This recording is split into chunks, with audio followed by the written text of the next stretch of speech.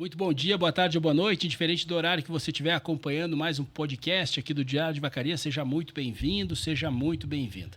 Estamos agora abordando a partir deste instante um tema super importante que faz todo sentido, principalmente se você é gestor de uma empresa, se você está conectado, né, a outras gerações. Do que eu estou falando agora, pessoal? Eu estou falando sobre a importância da liderança multigeracional. E aqui nos estúdios do Diário de Vacaria estou recebendo um amigo de longa data, o Stefan Ligock. Stefan, seja muito bem-vindo, meu amigo. Obrigado, Lucas, pela oportunidade, pelo convite para participar do podcast aqui do Diário de Vacaria. Pessoal, primeiro, antes de a gente falar um pouquinho sobre a questão do multigeracional, na questão da liderança, eu queria só abrir um parênteses aqui.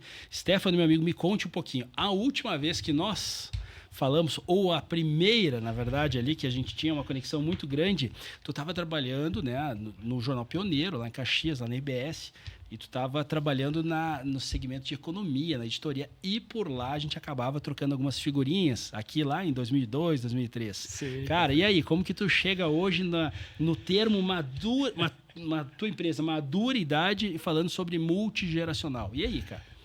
Muita coisa aconteceu desde aquele momento, né, que a gente se conheceu, né, lá, Lucas, lá atrás, em 2003, né, quando eu trabalhava no Pioneiro. Naquela época eu trabalhava como jornalista, né, eu sou formado em jornalismo, trabalhei 10 anos no Grupo RBS, inclusive no Pioneiro, durante 6 anos.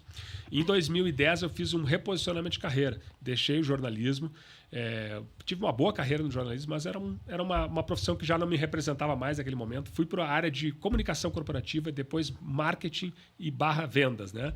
Eu fui gerente de tecnologia de uma empresa, né? Fui gerente de marketing de uma empresa de tecnologia durante 5 anos.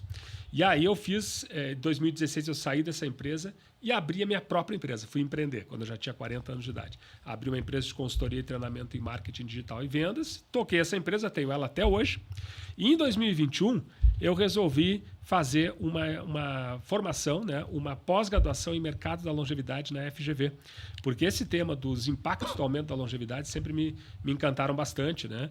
E essa questão do etarismo contra profissionais maduros, que eu nunca vi muito sentido, né, das pessoas passarem dos 40 anos e começarem a ser preteridas no mercado. Então, tudo isso aí me motivou a procurar essa pós-graduação.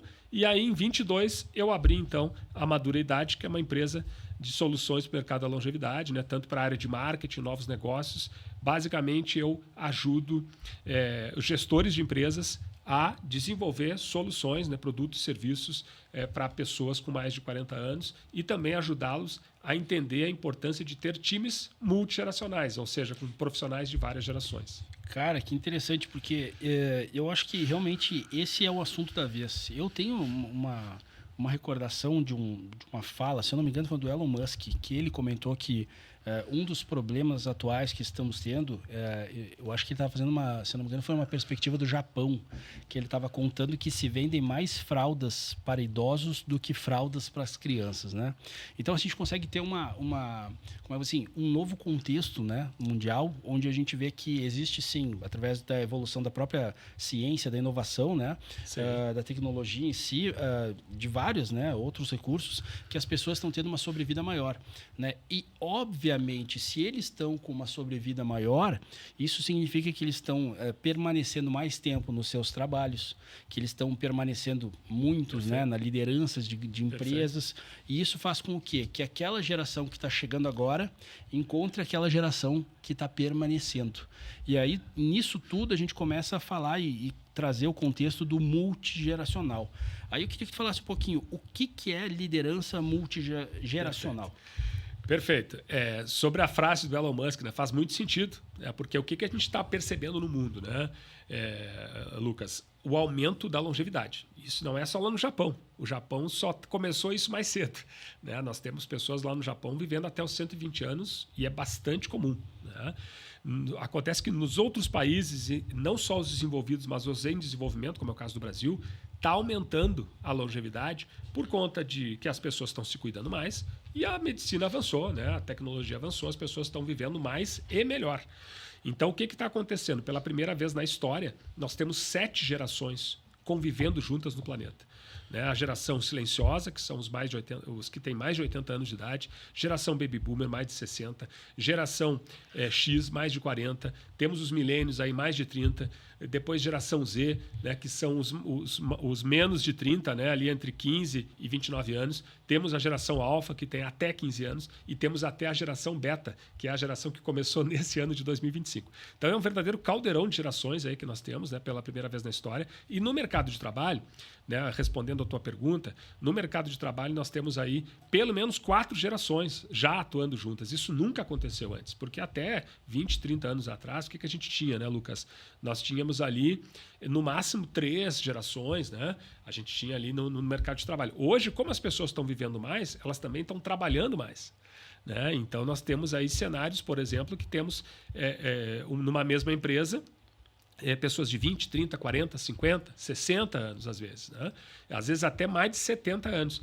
E é exatamente esse cenário multigeracional que a gente precisa ter líderes multigeracionais, que são os líderes que sabem como construir um ambiente de trabalho inclusivo, saudável, produtivo, criativo, nesse caldeirão de gerações. Cara, parece que a situação é até extremamente complexa.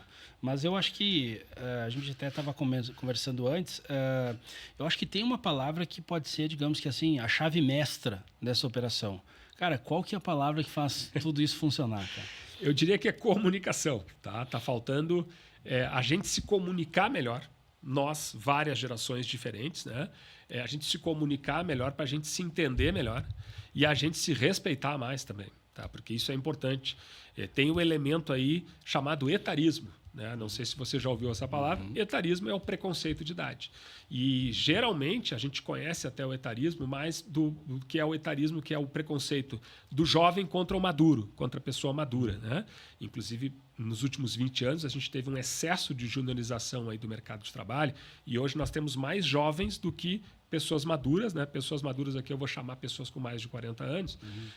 E nós temos mais jovens do que maduros no mercado de trabalho. Isso aconteceu bastante também por conta do etarismo. Mas hoje a gente começa a perceber também, né, um etarismo de pessoas mais velhas, né, ou de pessoas mais maduras, não só 40 a mais, mas até os 30 a mais da geração milênio, aí, a geração Y. Né, nós estamos percebendo um certo preconceito contra os muito jovens, da geração Z especialmente, que é uma geração que veio...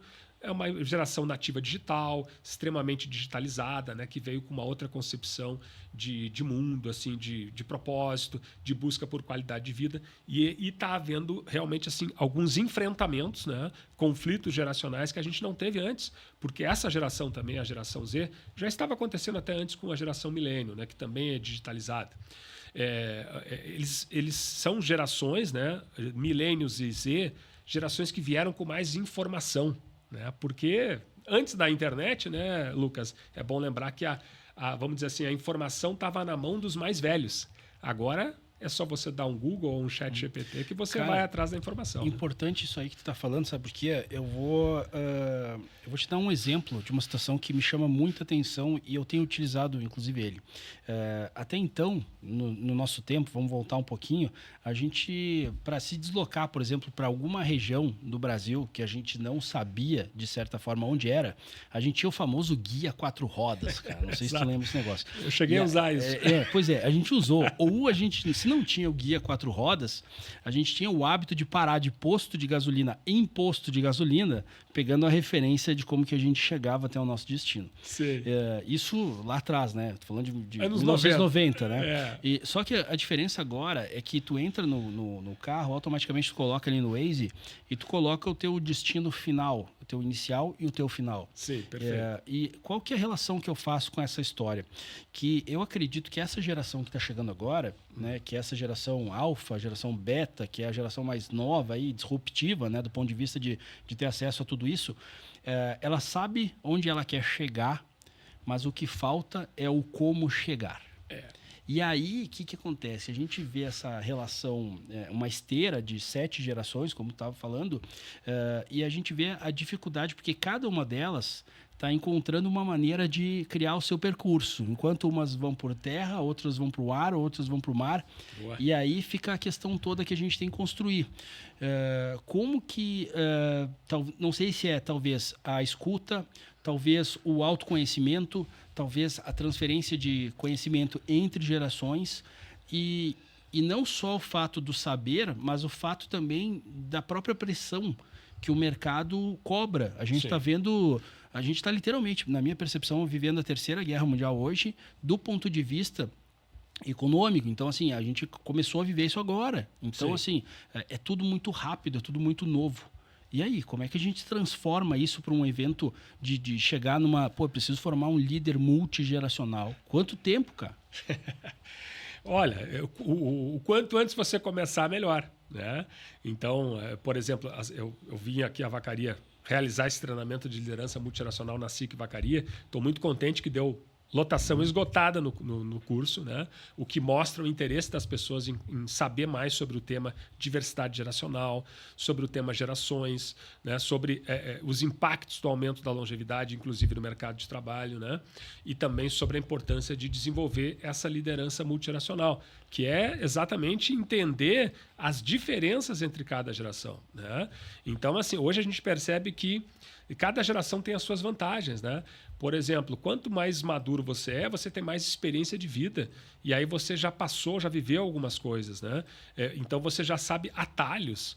E as gerações mais novas precisam entender isso, né? E valorizar isso, né? Os atalhos, o conhecimento, a experiência de vida adquirida pelos mais maduros. Ao mesmo tempo, a gente pode usufruir de uma coisa chamada mentoria reversa, né? Que é essas gerações, principalmente a geração Z, né, e a geração milênio também, que são gerações aí nativas digitais, né, e a alfa também, se a gente for considerar, a alfa está recém chegando ao mercado de trabalho por meio de estágios, programas de jovem aprendiz, mas geração Z e geração milênio são extremamente digitalizadas, né? Então sabem como ninguém utilizar ferramentas digitais, mas às vezes o que falta para essas gerações mais novas, né? Falta exatamente aquele estofo, né? Aquela empatia, né? Falta soft skills, falta inteligência emocional de saber lidar com algumas situações, né? Inclusive fora do ambiente digital. São gerações, principalmente a geração Z, que é a gurizada aí, né? Que tem até 29 anos, até 30 anos aí. É uma geração, Lucas, que eles são muito bons com hard skills, né? Com equipamentos, com tecnologias, com era digital, né? Ferramentas digitais. Mas eles não sabem se comunicar, por exemplo, aqui no presencial, na conversa, né? Na comunicação interpessoal, não sabem lidar muito com críticas, né? Então, são gerações que precisam se desenvolver. Então, eles podem trocar figurinhas e uma colaborar com a outra. Sabe que um dos pontos que a gente tem... A gente tem um programa que chama Acelera Diário, tá? Esse programa é todo nas terças-feiras com o Digão. E toda vez que a gente tem esse programa, vem pessoas que começaram a trazer os primeiros carros aqui de Vacaria. Isso a gente está falando dos anos 60, dos anos 70. Olha só. E eles contam como que eles estavam fazendo para resolver problemas que aconteciam, porque era muito complexo. Sim. E aí, por que a gente faz essa conexão? Porque quando a gente está falando sobre o lado da dificuldade de resolver problemas, naquela época o negócio era muito complexo, porque não tinha a fonte que a gente tem. E já agora, a gente tem a inteligência artificial pronta ali, né, para que um engenheiro de prompt, que é a profissão agora da moda, né, consiga criar um prompt ideal para a inteligência artificial responder. Só que o que esses organismos que pesquisam a evolução, né, do uso dessa ferramenta estão apontando? Que a criatividade, infelizmente, nos prompts está deixando muito a desejar.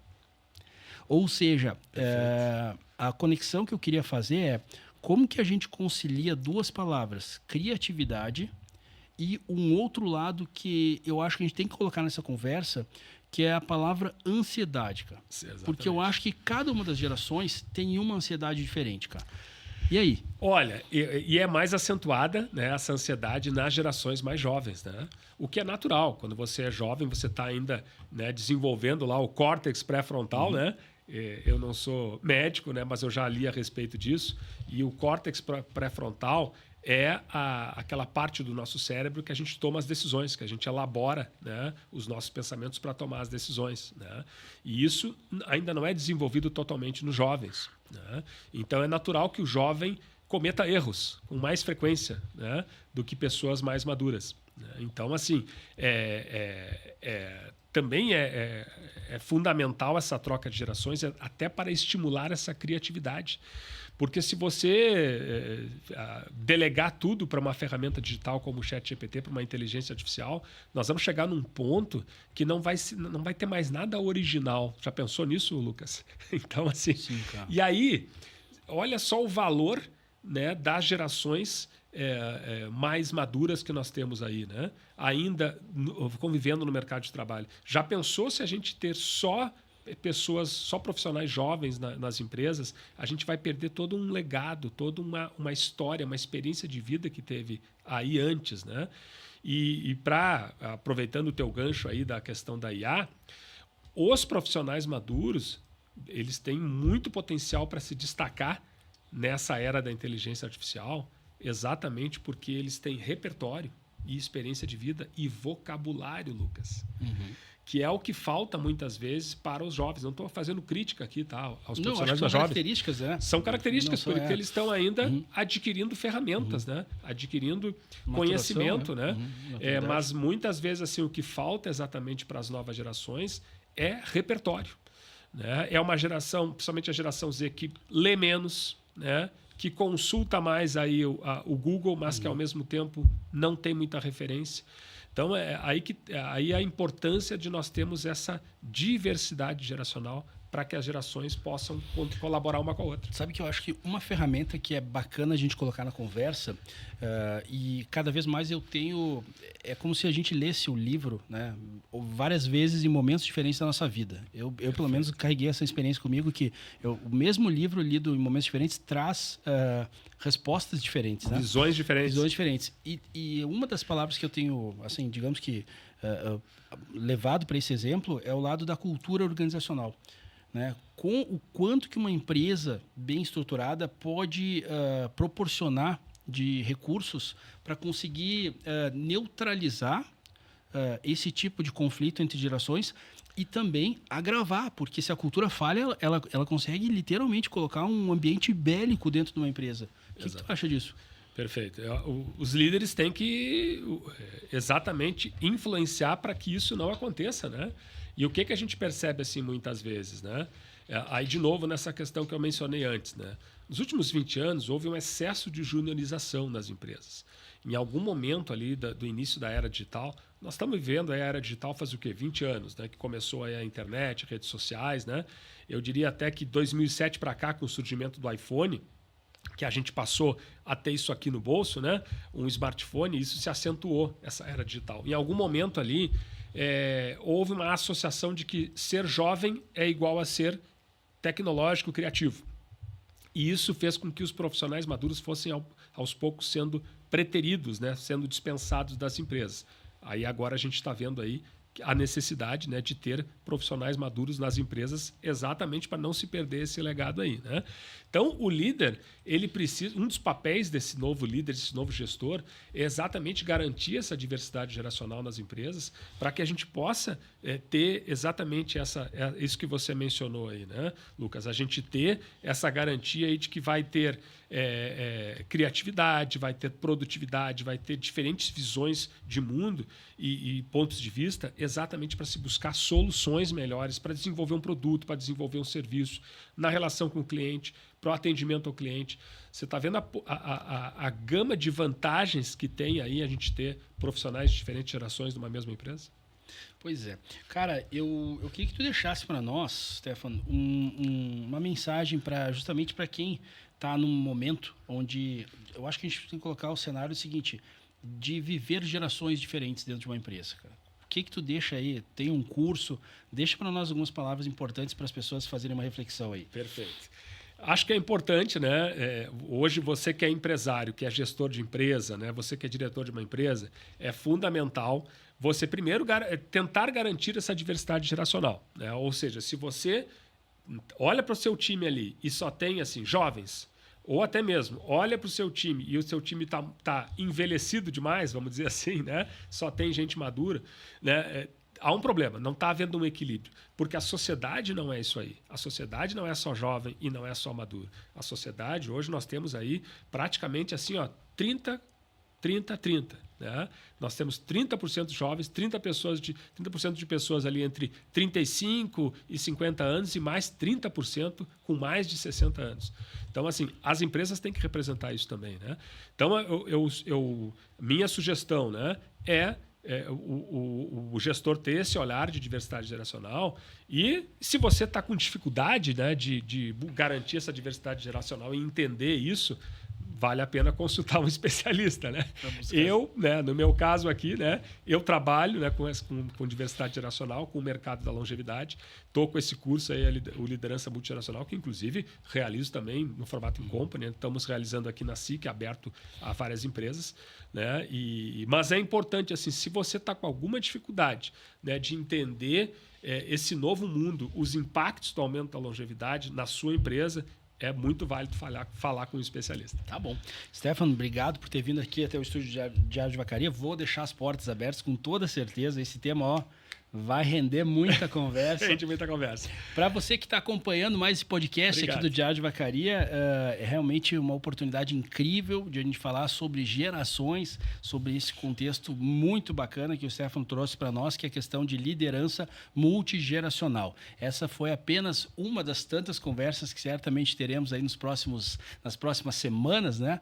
E isso é uma forma que a gente tem de justamente fazer uma reflexão sobre como está o ambiente aí da sua empresa. Continue acompanhando o Diário de Vacaria. Esse é um podcast do Diário de Valores e Negócios. Esse canal que está cada dia mais presente aqui na nossa comunidade. Qualquer momento a gente está de volta trazendo outras informações que fazem parte da região dos Campos em cima da Serra. Valeu, pessoal. Obrigado.